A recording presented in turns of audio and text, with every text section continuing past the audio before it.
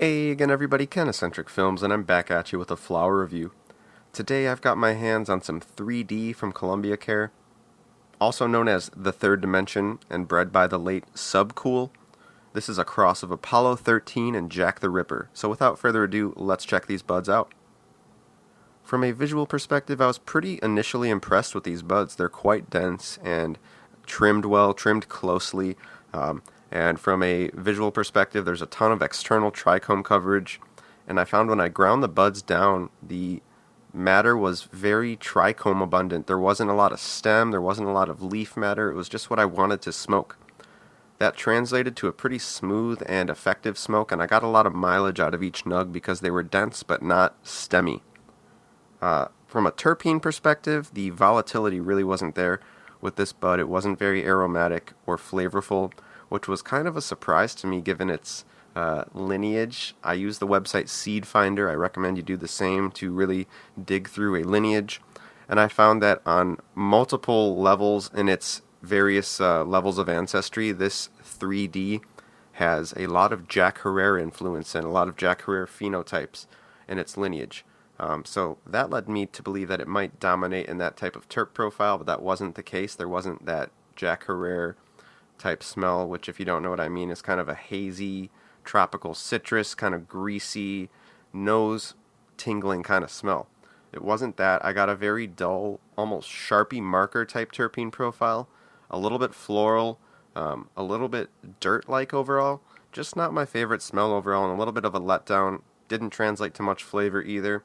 And despite it being kind of a smooth smoke, I wasn't sure if that remarkable density was another instance, like I said in my last GTI video, of a cultivator maybe not growing the medicine to its most clean potential in terms of the nutrients added.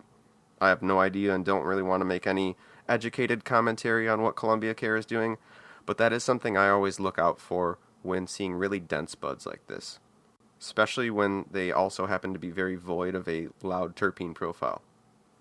Lately, I've been asking myself if you could smell the cultivars before picking them out at these dispensaries, would this be one that you picked? And I can definitely say not the case with this 3D, but with respect to its effects, it was very serviceable. I found an increased confidence in social situations and in dealing with people in general. I felt that what I was contributing to conversations, I felt more validity in what I had to say. However, it took me a little bit longer to formulate responses. I was a little bit slowed down, which is never a bad thing for me.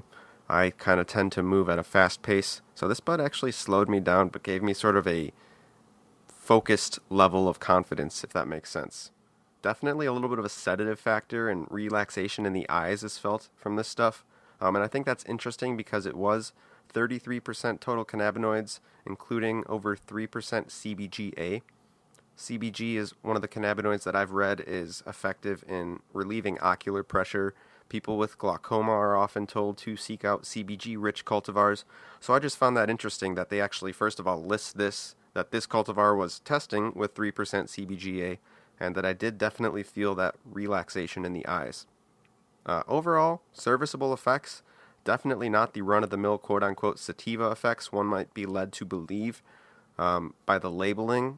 However, I did get serviceable mood boost and a definite increased confidence in talking to people, like I said.